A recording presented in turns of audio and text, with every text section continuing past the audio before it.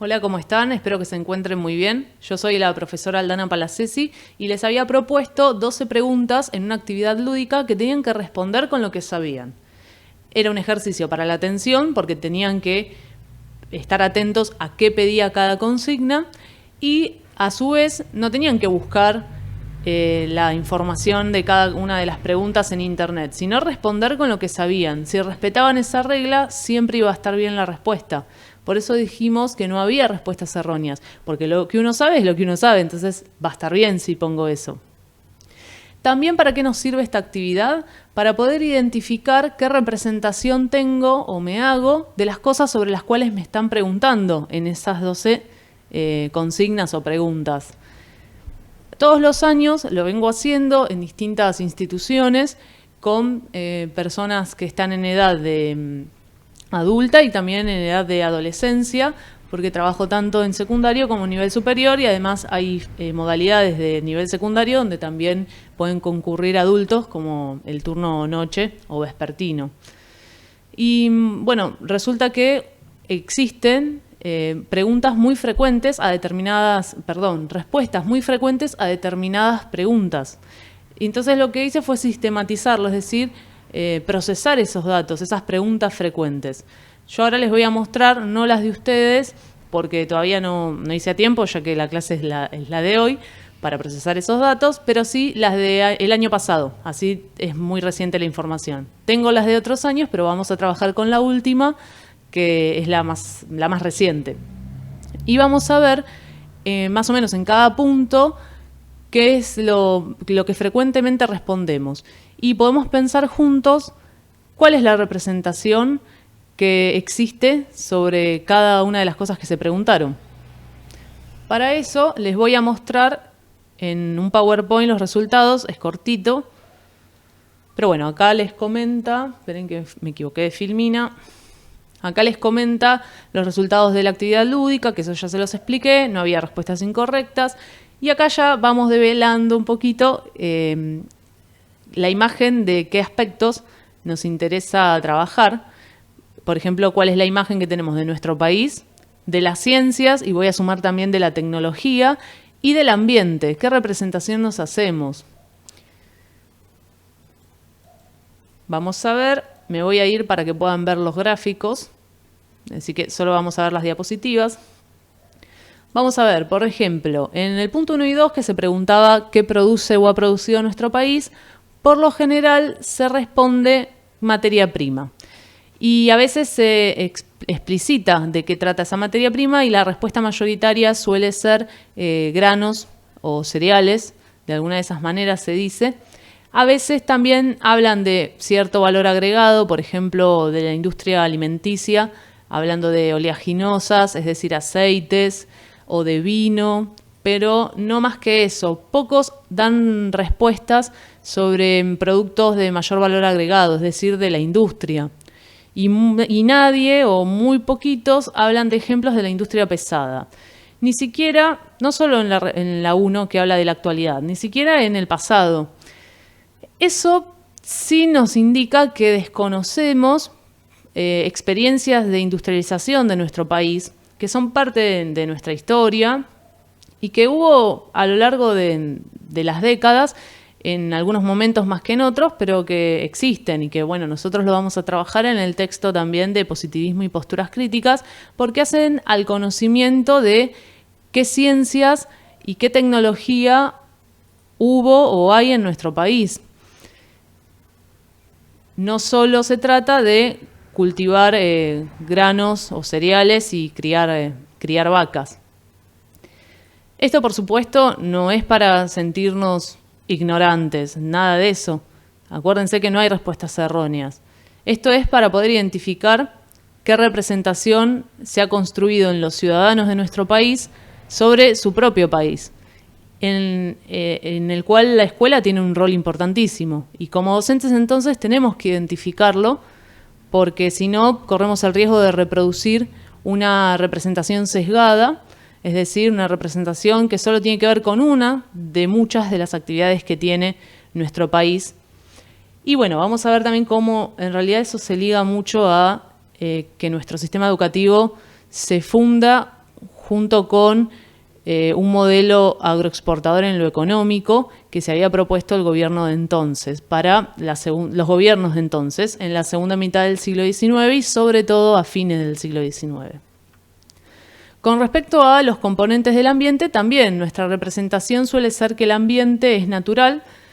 En algunos casos se responde también que es social, pero no como que es natural y social, sino que o se eligen mencionar componentes naturales o se eligen mencionar componentes sociales. Muy poquitos, como verán, responden ambos componentes.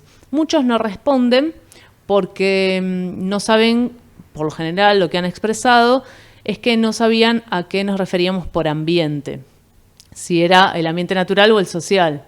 Quiere decir que tenemos una imagen escindida de nuestro propio ambiente, donde creemos que lo natural no tiene nada que ver con lo social. Esto puede repercutir incluso en creer que no es necesario que exista un conjunto de leyes sobre nuestros propios recursos naturales del ambiente, o que creer que lo que vemos en naturales no tiene una relevancia directa con nuestra sociedad o con nuestra vida cotidiana. Muy probablemente podemos inferir que tal vez esta escisión, esta imagen fragmentada del ambiente en el que vivimos, se deba también a que trabajamos siempre los contenidos de ese ambiente con materias diferentes.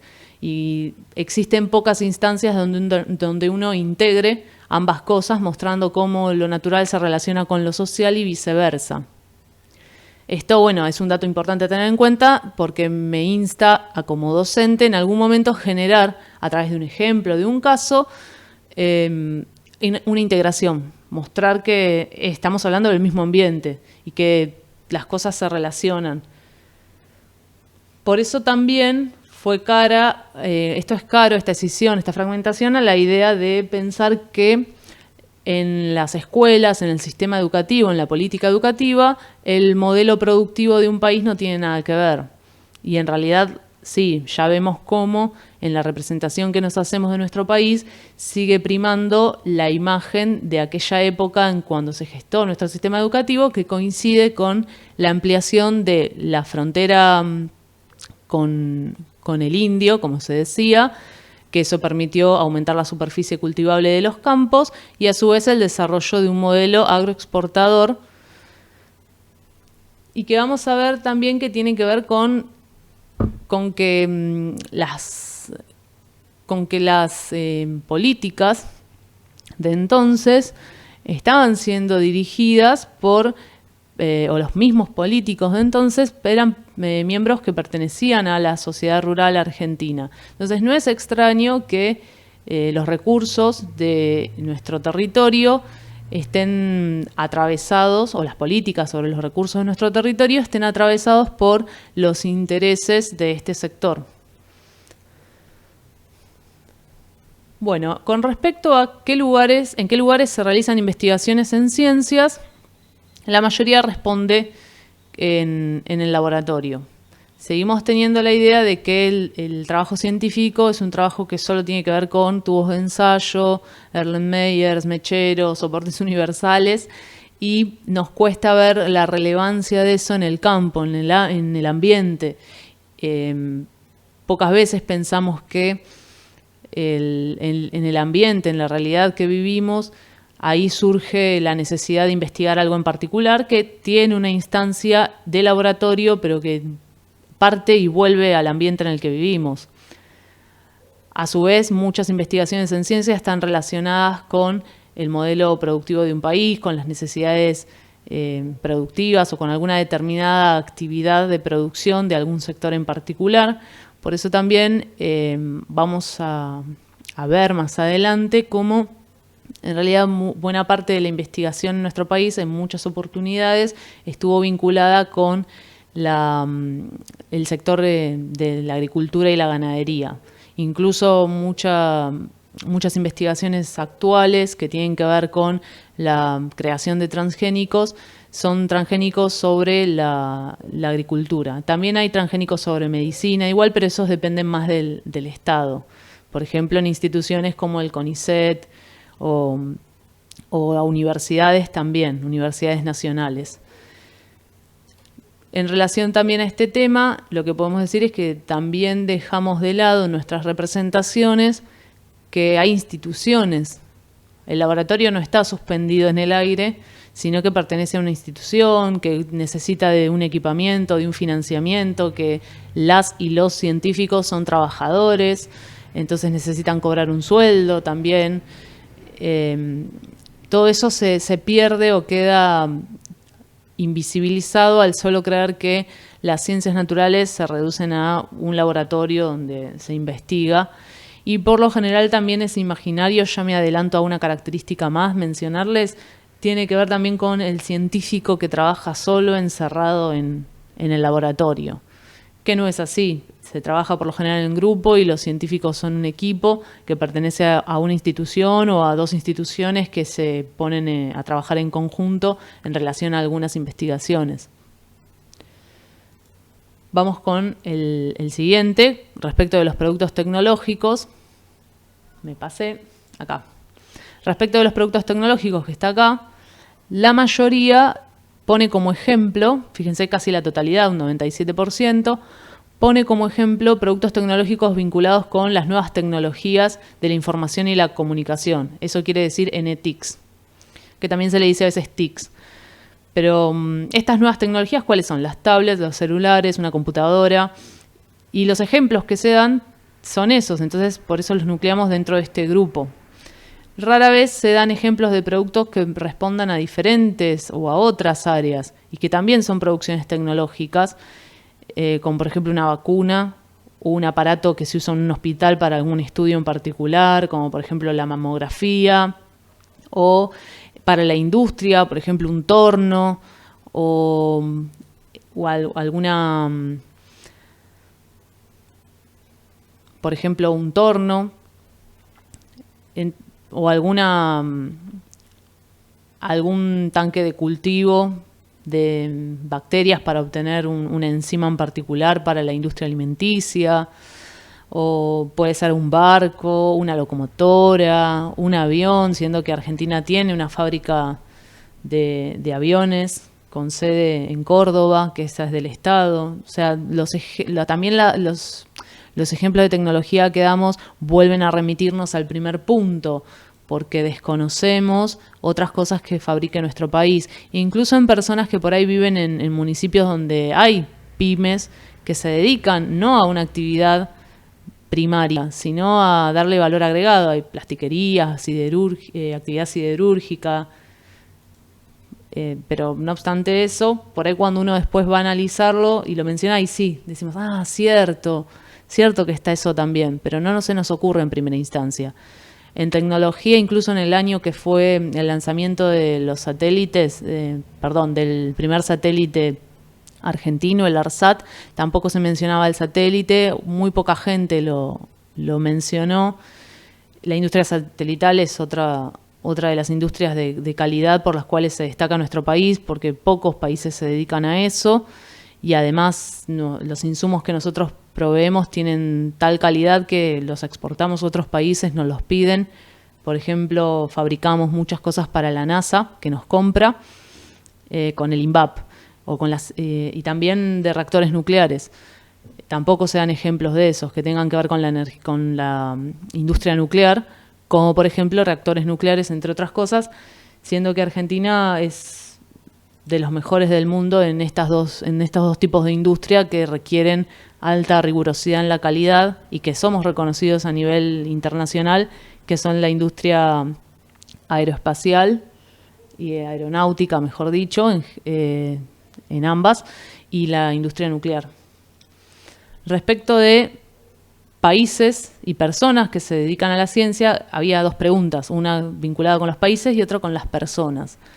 De los países, la mayoría no menciona de esta región, sino que menciona países de Europa, o también mencionan Estados Unidos, o también, por lo general, si mencionan como NTICs celulares y computadoras, también mencionan algunos países de Asia, como Japón. Pero, por ejemplo, volvemos a lo mismo. Si no se nos ocurre pensar en primera instancia productos tecnológicos de medicina, no nos acordamos de Cuba, por ejemplo, y no lo mencionamos como un país que se dedique a ciencia. Tampoco nos mencionamos mucho a nosotros mismos, siendo que tenemos una alta calidad en estas dos industrias que les dije. Después, con respecto a los aportes científicos o tecnológicos de Argentina, la mayoría, fíjense que no respondemos porque lo desconocemos. Esto guarda una correspondencia con las preguntas anteriores. No conocemos aportes científicos y tecnológicos de Argentina, y entonces eso hace que también creamos que Argentina solo se dedica a las vacas y los granos, y a su vez no creemos que entonces sea un país muy abocado a las ciencias naturales, en este caso, o a la producción de mayor valor agregado. Con respecto a los primeros países en fomentar la industria como política de Estado, no ubicamos a Paraguay. ¿Por qué lo menciono? Porque Paraguay fue uno de los primeros países, de hecho el primero que como Estado tomó políticas para desarrollar industrias y llegó a tener incluso industrias de alta calidad que manejaban última generación tecnológica en fabricaciones bélicas, por ejemplo en algunos tipos de cañones, y que actualmente no pareciera no tener registro de eso, porque nosotros fuimos partícipes en la guerra de la Triple Alianza, que significó la ruina y la suspensión de esa experiencia de industrialización. Posterior a eso, posterior a la guerra de la Triple Alianza, Estados Unidos es que dice, bueno, terminó la guerra civil, vamos a industrializarnos. Entonces, en lugar de seguir la política del sur, acuérdense que la guerra civil de Estados Unidos era los del norte contra los del sur querían un país que siguiera teniendo esclavos y se dedicara principalmente a la proveeduría de materia prima, con los campos, por ejemplo, y con la minería. En cambio, el norte quería abolir la esclavitud y a su vez industrializar al país. Cuando termina la guerra civil, coincide con la guerra de la Triple Alianza en Paraguay, con la destrucción de la potencia industrial paraguaya, y Estados Unidos recién ahí, ya cuando Paraguay hacía años que tenía esta experiencia industrial, recién ahí Estados Unidos como Estado asume políticas vinculadas a industrializarse. Esto lo desconocemos o parece que queda oculto, o nunca vemos la relación de un proceso histórico, cómo implica en los recursos naturales de un país y en el modelo productivo o en la ciencia y la investigación tecnológica de un país. ¿Por qué? Porque tenemos la idea de que el ambiente está escindido, que una cosa son lo que pasa con las ciencias naturales y con los recursos, y otra tiene que ver con lo social. Bueno, fíjense como en el ejemplo de la guerra de la Triple Alianza aparecen nuevamente muy vinculados estos aspectos del ambiente en el que vivimos. Con respecto a si los pueblos aborígenes producen ciencia y tecnología, fíjense que la mayoría tiene un rotundo no, y después otros dudan o no desconocen por ahí esta respuesta, y algunos dicen que sí. Acá lo que tenemos que detenernos es en pensar a qué llamamos ciencia y tecnología, y que muchas veces se adjudica a países de Europa, y que cuando un país imita las metodologías de investigación y producción de conocimientos y desarrollo tecnológico europeo, recién ahí hace ciencia. En realidad no lo es así. En esto la epistemología, que es la que estudia qué es la ciencia, nos dice que no existe una sola metodología ni tradición científica, sino que cada pueblo desarrolla conocimientos racionales que los aplica para algún sistema o algún tipo de organización en su sociedad, y desarrolla técnicas o tecnologías para trabajar con los recursos de su propio ambiente y darles mayor valor agregado, también produciendo cosas a partir de la materia prima que nos da la naturaleza. Hay ejemplos de aborígenes de nuestro continente que habían desarrollado, por ejemplo, pegamentos a base de sangre animal, y cito este ejemplo porque el INTI, una unidad de investigación del INTI de nuestro país, tomó ese conocimiento y mejoró con nuevas tecnologías las propiedades ligativas de los componentes de ese pegamento y lo propuso como pegamento biodegradable en reemplazo del formaldehído, que es el que se usa para fabricar muebles de aglomerado, porque el formaldehído es carcinógeno, es decir, que es una sustancia que, si se prolonga la exposición, podría llegar a generar algún tumor. De hecho, en Europa no compran muebles de aglomerado con esta sustancia, formaldehído, porque la denominaron como peligrosa.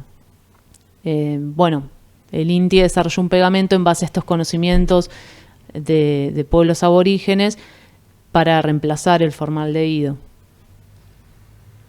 Respecto de dónde se ven temas de ciencias naturales, fíjense que la escuela sigue teniendo un lugar privilegiado. Entonces, ¿cuál es el valor de esto? Más ahora por ahí lo sentimos en este tiempo de virtualidad, que necesitamos ese encuentro presencial en las aulas y lo extrañamos y vemos cómo no logra suplir la virtualidad el poder transmitir un conocimiento, construir un conocimiento en el aula intercambiando opiniones, argumentando. Tiene sus limitaciones la virtualidad, pero bueno, es por fuerza mayor, ¿no es cierto? Es necesaria esta cuarentena para cuidarnos, pero bueno, sigue vigente que la escuela pública, tal cual la conocemos, de presencial, es necesaria y es muy significativa para la vida de un ser humano. De hecho, sigue apareciendo en el ranking en primer lugar como el lugar del conocimiento, el lugar donde uno puede construir conocimientos y enterarse de cosas. Y ahí también radica la responsabilidad docente, descubrir que sigue siendo un medio importante, más allá que vivamos en la era tecnológica, en la cual también hago un paréntesis y tenemos que reconocer que no todos tienen acceso a esa tecnología, por más que se diga que es la era tecnológica, hay también excluidos. Y cerrando ese paréntesis, volvemos al tema de que, por más que estemos en la era tecnológica, y es verdad que hay internet, páginas web, televisión, redes sociales, la escuela, el encuentro presencial no logra ser reemplazado por estos otros canales de difusión de información. Sí es verdad que las representaciones que nos construimos actualmente, como vamos a ver en la clase que viene, se construyen a partir de nuestras propias experiencias personales y de los lugares donde pasamos tiempo. Las redes sociales es uno de esos lugares, la televisión también, las páginas web también. Pero la escuela no es que por eso quedó marginada, que esto era uno de los debates que había, o los interrogantes que ustedes habían planteado también en la primera clase. ¿Qué hacemos los docentes frente a Internet?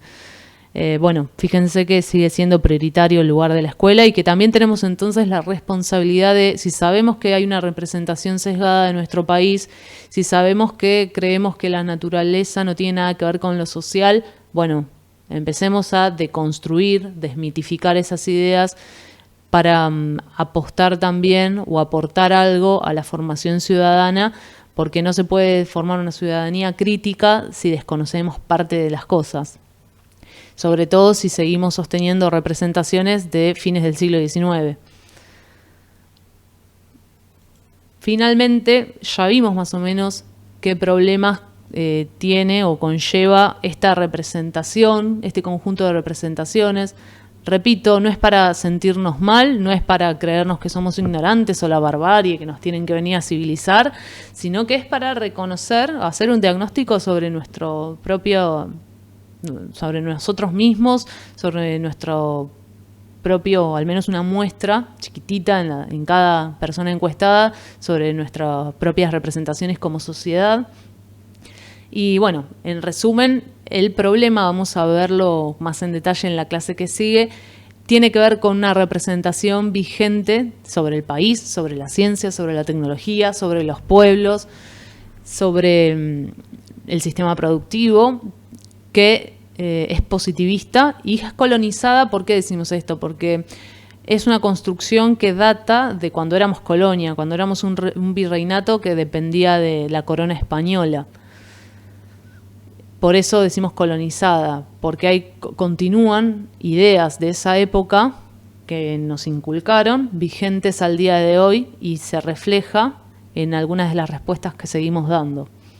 esto no nos tiene que hacer sentir mal, esto nos tiene que abrir la posibilidad a apostar a que nuestro rol docente tiene mucho más que ver no solo con enseñar conocimientos específicos de ciencias naturales, en nuestro caso, sino con la formación ciudadana y para eso también otro de los problemas asociados a esta representación es la formación ciudadana, por eso lo resalto en esta parte, y genera limitaciones en los proyectos de vida. ¿Qué quiere decir esto? Si una persona tiene una representación algo sesgada o parcelada o incompleta de la realidad, del país en donde vive, de las posibilidades de su país, que no son posibilidades contrafácticas, es decir, que nunca existieron y estamos imaginando lo que podría llegar a ser, sino que hay ejemplos concretos en la historia, pero los desconocemos, sobre una Argentina que no se queda solo con la agricultura y la ganadería, y que no se queda importando tecnología o esperando que la tecnología de calidad llegue de afuera, sino que ha desarrollado cosas de calidad y con reconocimiento internacional. Si tenemos una imagen parcelada o incompleta de eso, repercute sobre los proyectos que tengamos de vivir en este país. Entonces, sobre los proyectos de nuestra vida. Y además, si como ciudadanos creemos que no somos capaces, nunca vamos a demandar apostar a eso, a esa otra construcción o a políticas vinculadas con la diversificación del sistema productivo, por ejemplo, que genera más puestos de trabajo, y si genera más puestos de trabajo, puedo proyectarme una vida en donde tenga trabajo, donde pueda criar hijos si quiero tener hijos y darles lo que necesitan, etcétera. Y también dedicarme a lo que por ahí me gusta y no simplemente decir, bueno, lo que me den, tengo que elegir algo dentro de las posibilidades de oferta que me ofrece mi país, sino que bueno, podemos apostar a más cosas, a diversificarlo. Las consecuencias sobre la educación también existen. ¿Por qué? Si como docentes no repasamos esto y deconstruimos nuestras propias representaciones, cuando enseñamos lo que consuetudinariamente se enseña cada vez que tenemos que trabajar un contenido. Es decir, si tengo que enseñar un contenido de ciencias naturales, solo enseño de ciencias naturales. Si yo soy docente de biología, solo enseño cosas de biología. Pero en ningún momento la integro con la relevancia que tiene eso en lo social. Sabemos que en la escuela no se enseñan todos los contenidos que existen, porque sería imposible. Hay una selección de contenidos que se consideran valiosos. Bueno, nunca se trabaja, o pocas veces, para ser justos, pocas veces se trabaja en la escuela la relevancia de ese contenido en lo social, que justifique o argumente por qué es elegido para que en todas las escuelas del país se enseñe. Y además también existen lo que yo llamo ejemplos habituales, que responden al imaginario positivista o colonizado de nuestro país. Por ejemplo, para enseñar algún contenido de alguna materia, el ejemplo que se da no tiene que ver con nosotros. Doy un ejemplo rapidito, solo lo menciono.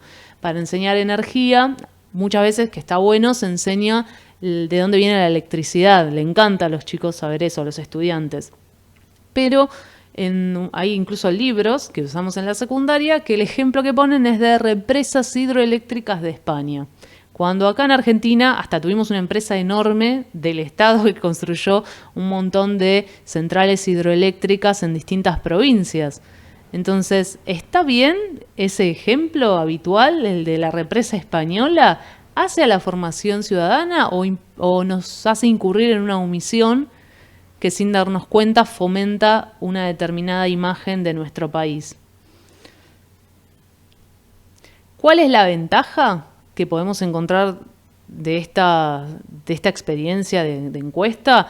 Ya la dijimos, que es la escuela como lugar especial de encuentro, como lugar privilegiado donde una persona dice, bueno, acá en realidad es donde trabajo los conocimientos. Es verdad, se difunde información en otros lados, pero en donde tengo la posibilidad de construir, de repensar, de argumentar, de descubrir cosas que por ahí no circulan en otros lados, es decir, de ofrecer otra manera de comprender el mundo, de comprender la realidad, es la escuela. Y los docentes también tenemos esa responsabilidad, porque sabemos que las redes y los otros medios por ahí no ofrecen o no ofrecen la diversidad de temas que existen, no ofrecen por ahí temas que nosotros creemos relevantes, sino que se encuentran en la escuela, o cuando los trabajan de una manera donde la argumentación no es la regla. Entonces en la escuela sí podemos animarnos a trabajar esas otras cosas que hacen a la formación ciudadana.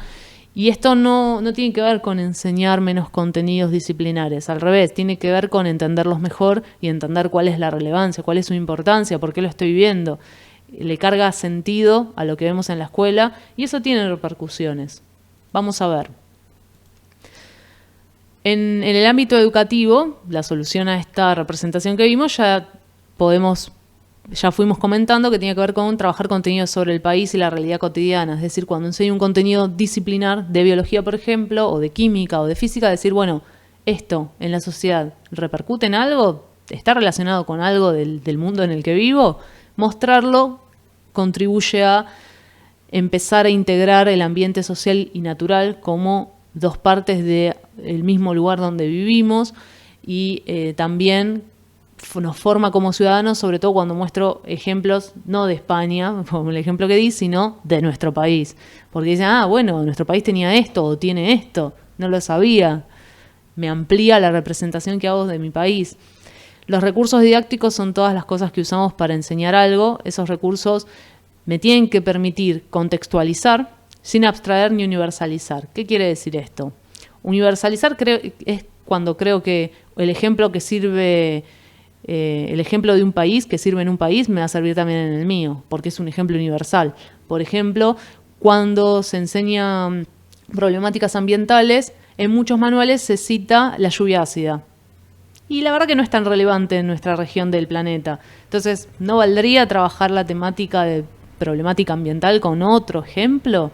Y abstraer tiene que ver con no enseñar algo aislado. Es decir, no es que si enseño un contenido, enseño solo el contenido de la disciplina. Lo tengo que llevar a la sociedad. Tengo que mostrar cuál es su relación. Le carga otro sentido. Si no, ¿para qué me sirve saber qué es una célula procariota?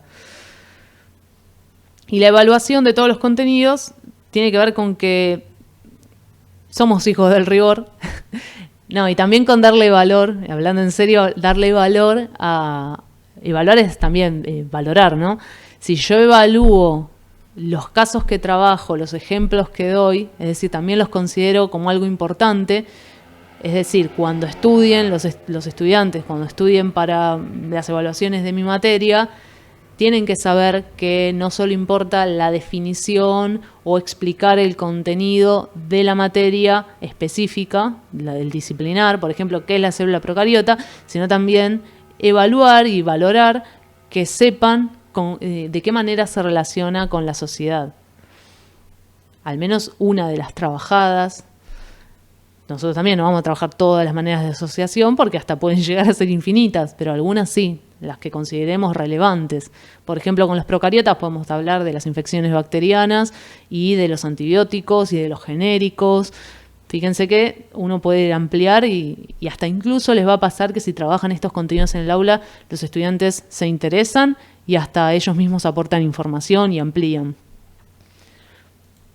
Vamos a ventajas y desventajas entonces. Mayor interés de las clases, mayor integración entre áreas, subsanando esto de la fragmentación de cómo representamos el ambiente, más facilidades para asignarle sentido a la escuela, en realidad lo que vemos, esto de, ¿para qué estoy viendo esto en esta materia? Bueno, nos pasa a todos, a ustedes también les debe pasar, más en la virtualidad, que por ahí el docente no tiene la posibilidad de decirle, estamos viendo esto por esto, tiene que ver con esto en la formación docente. La formación ciudadana, ya lo dijimos, que es transversal a todos los niveles del sistema educativo. Siempre tenemos que tener presente eso. ¿Qué granito de arena podemos aportar a la formación de nuestra ciudadanía? Complejización de las representaciones. ¿Qué es esto? La representación o imagen que me hago de algo, la complejizo, la enriquezco. Se trabajan contenidos dejados de lado consuetudinariamente. Habitualmente dejamos de lado cosas que tienen que ver por ahí con nuestro país y ya vemos que repercute en reproducir un determinado imaginario. Las desventajas. El docente tiene que buscar esa información, esos otros recursos, esas relaciones, porque muchas veces los manuales solo trabajan el contenido disciplinar y listo. El contenido de ciencia, es decir, el contenido de célula procariota, sistemas materiales, pero no cómo se relaciona con la sociedad, mucho menos con el país. Porque a veces algunos sí dan ejemplos, pero no con el país. Y si lo dan con el país, lo comentan en un costadito. Por ejemplo, ves energía, central nuclear, te enseñan que cómo de una central nuclear se obtiene electricidad y no te mencionan Atucha, sino que te ponen que es la CENEA, pero en un cuadrito. Y el estudiante dice, ay, bueno, pero ¿qué tiene que ver? Sí, la CENEA porque trabaja algo con la energía nuclear o con lo nuclear. Y nada más. Entonces, tampoco tiene sentido eso porque no se está entendiendo, no se está trabajando como corresponde la relación. Es un ejemplo a colación. Fíjense, si tienen manuales en sus casas, hagan ese ejercicio. Revisen de qué manera los manuales abordan los contenidos y si realmente contribuye a enriquecer las representaciones que nos hacemos del país, de la ciencia, de la tecnología, etcétera. Resultados, hay experiencias. En secundaria trabajamos con esta otra manera de enseñar, con casos, con ejemplos de nuestro país, y recuerdan más los contenidos trabajados porque los asociaron con algo que tenía más sentido para ellos. Son más participativos, esto ya lo comenté. Indagaron más aspectos porque de pronto alguno escuchó algo o en su familia se habla algo y se anima a contarlo en el aula. Y otros estudiantes entonces se enteran de algo que no sabían. Por ejemplo, con lo de Paraguay pasó. Una estudiante era hija de paraguayos y ella sí sabía lo de la guerra de la Triple Alianza y claro, sus compañeros se quedaron como que no conocían ese Paraguay industrial y a su vez entendemos mejor cuál es la vergüenza de haber participado en la guerra de la Triple Alianza. Mejoró la comprensión de los contenidos. Esperen que creo que me están viendo a mí. No, pueden leerlo, bien. No les estoy tapando nada con mi foto. Mejora la comprensión de los contenidos, eso ya lo dijimos también. Algunos de los que no tenían inconvenientes en estudiar de manera tradicional, vieron que hay estudiantes que son los estudiantes 10, que se saben todo lo que uno les pide, pero que por ahí cuando uno les propone la asociación, la relación con el ambiente, como también tiene la representación de que las cosas están aisladas, como que le embarramos la cancha. ¿Por qué? Porque estamos desafiándolos también a complejizar sus representaciones, o sea, le estamos enseñando. El que ya había adquirido el ritmo de la escuela tradicional, digamos, le cuesta salirse de eso. Pero en realidad para la formación ciudadana es necesario, si no, no es crítico. Si no, no se va a atrever nunca a decir, bueno, ¿cuál es la relación de una cosa con la otra? Entonces también, fíjense cómo en el alumno que hasta creemos que es 10, puede estar entendiendo y a veces creemos que está entendiendo y no está entendiendo. Por cómo evaluamos, por cómo explicamos los temas. Entonces, por ahí para ese momento en la materia se aprendió los contenidos, pero si no los logró asociar con algo relevante de su sociedad o de su país, después de grande se olvida porque nunca más lo vuelve a trabajar, porque nunca más sabe con qué asociarlo. Porque nunca supo con qué asociarlo. Entonces nunca más se lo va a acordar. Que eso pasa también. Es habitual esta queja de todo lo que vi yo en secundaria. No me lo acuerdo. Bueno, en parte tiene que ver con esto, con ver los contenidos de manera aislada o solo los disciplinares. Después cabe aclarar que empiezan a enganchar el ritmo. No es que justo el que iba bien le embarramos la cancha y entonces le empezó a ir mal. Pero sí es un desafío. Contribuyó recíprocamente entre varias materias escolares. Eso es verdad, por esto de que pueden relacionar una cosa con otra. Por ejemplo, algo de historia, como lo de la guerra de la Triple Alianza, con algo de las ciencias naturales, por ejemplo, de alguna industria en particular, o del aprovechamiento de algún recurso natural. Favoreció la comunicación entre los estudiantes y sus familias, porque esto se llama historias mínimas. Todos somos parte de la historia. Más allá de que exista un relato que se enseña más prolijito, de este es un hecho histórico y pasó esto, cada uno que vivió en ese momento, el que vivió en ese momento también fue parte de ese hito y lo vivió de su manera y puede contarlo, puede transmitirlo. Bueno, ocurre muchas veces que cuando trabajamos con cosas de nuestro país aparecen estas historias mínimas y los estudiantes de pronto traen cosas que hablaron en la casa. Pasa, por ejemplo, cuando trabajamos con huerta, que muchos tienen parientes que tienen huerta y hasta se interesan más, ya como lo están viendo en la escuela la huerta, le dan más valor a esa práctica que hace la familia y vuelven a hablar por ahí o mejoran el diálogo con el tío o el abuelo o la abuela que haga huerta también. Y también pasa con esto de las historias mínimas, por ejemplo, en un caso con las migraciones, que trabajábamos una problemática que era la deforestación, que es un caso que menciona el diseño curricular, el desmonte en Santiago del Estero, y cómo es cuando empieza a haber industrias en Buenos Aires, mucha gente migra de Santiago del Estero, donde el trabajo era poco y además no era en buenas condiciones, y migra para Buenos Aires a vivir en la periferia de la Cava o en lo que después van a ser los asentamientos de villas. Y de pronto en algunos cursos aparece, sí, mi abuela vino así, o mi abuelo vino así, y aportan datos, y se reencuentran con que tienen una historia familiar que fue parte de un proceso. Las políticas de Estado que se toman no son ajenas a la vida de la gente. Se potenció la planificación horizontal. ¿Qué es la planificación horizontal? Cuando un tema que yo veo en un momento del año me ayuda a enriquecer un tema que voy a ver más adelante. Es decir, que hay contenidos que son ejes transversales, es decir, que son centrales en la materia y frecuentemente volvemos a ellos a lo largo del año. ¿Por qué se fomenta el asociarlo con algo? Porque, por ejemplo, al ver un contenido, yo lo relaciono con un ejemplo de mi país, pero a su vez ese ejemplo de mi país tiene cosas que yo no analizo en ese momento, pero que después tienen que ver con contenidos que veo más adelante, entonces lo puedo volver a retomar, el ejemplo que di. Y es sumamente gratificante porque uno siente que también está dando su granito de arena y ve que el estudiante se interesa y eso genera satisfacción. Repetimos, no se trata de enseñar menos contenido, sí es verdad que ocupa tiempo porque estamos sumando una instancia más en el aprendizaje, que es relacionarlo con algo de nuestro país, trabajar también la imagen de ciencia con contenidos sobre ciencia, es decir, al dar un ejemplo de, por ejemplo, el INTI cuando investigó cómo mejorar las propiedades del pegamento azteca, del pegamento de este pueblo aborigen, estoy a su vez mostrando un contenido sobre ciencias. ¿Por qué? Porque estoy mostrando que la ciencia no se hace solo en un laboratorio, sino que se relaciona con un saber de la historia, que era esta producción del pueblo aborigen, y se relaciona también con una institución, el INTI, que en este caso es del Estado. Entonces me complejiza la representación que tengo de las ciencias naturales. Eso es contenido sobre ciencia. Todo lo que tenga que ver con enriquecer qué creo sobre cómo son las ciencias.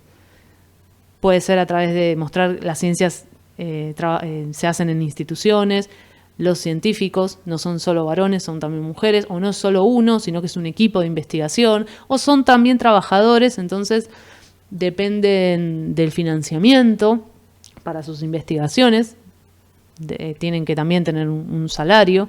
Entonces todo eso son contenidos también sobre ciencia. Las ciencias son de este modo. Estoy ayudando a complejizar la representación, esos son contenidos sobre ciencia, lo remarco porque suele ser un concepto que a veces cuesta entenderlo porque se confunde. Una cosa es el contenido de ciencia, que es el disciplinar, que tiene que ver con las teorías científicas, es decir, cuando trabajamos célula procariota, eucariota, movimiento rectilíneo uniforme, esos son contenidos de ciencia, porque son contenidos que estoy enseñando que se relacionan con teorías científicas. El contenido sobre ciencia, fíjense que no es sobre ciencia, tiene que ver con enriquecer la imagen que me hago de las ciencias. Y en nuestro caso, también vemos que hay que enriquecerlo de las ciencias en el país porque hay una representación sobre nuestro país un tanto sesgada. Bueno, espero que les haya gustado y que les haya servido para entender un poquito más cuál era el valor de este diagnóstico sobre nosotros mismos. Y los invito también a repensar o recordar, o si lo copiaron, a ver de nuevo qué respuestas dieron, para encontrarse con ustedes mismos sobre qué cosas también como docentes o como seres humanos, tenemos que complejizar sobre las representaciones que nos hacemos de la ciencia, de la tecnología, del país, que a todos nos pasa. También repito, por ahí nos acostumbran a creer que está mal no saber o equivocarse, más en una sociedad exitista, meritocrática, pero no. En realidad un buen docente reconoce que no sabe todo y por eso también mejora como docente, porque puede decir, esto la verdad que no me salió bien en la clase, o esto nunca lo pensé y lo cambia. Si creemos que hacemos todo bien, todo perfectito, nunca vamos a corregir o ni mejorar nada. Y siempre, también lo que pasa mucho es que como la tarea de relacionar un contenido disciplinar con algo de nuestro país, la tenemos que hacer, hasta aprendemos nuevas cosas de nuestro país que nos sorprenden. Por ejemplo, lo de la ingeniería, lo de la industria nuclear, sorprende. Cuando uno empieza a indagar sobre eso, como que se maravilla y hay muchas cosas que no conocía, no conocemos y también es gratificante por ese lado. Así que los invito a hacer eso. En primera instancia, rever las respuestas que dimos. En segunda instancia, les tiro otro dato. El trabajo docente no es un trabajo individual porque también me sirve por ahí. Si un compañero docente trabajó la relación de un contenido con algo del país y me sirve, se lo puedo pedir para trabajar. Y a su vez yo si tengo algo se lo puedo dar. Basta de competencias. También sirve para esto, esta experiencia de apostar a la formación ciudadana y a una mirada mucho más rica de los contenidos de naturales que aprendemos. Bueno, espero que les haya gustado.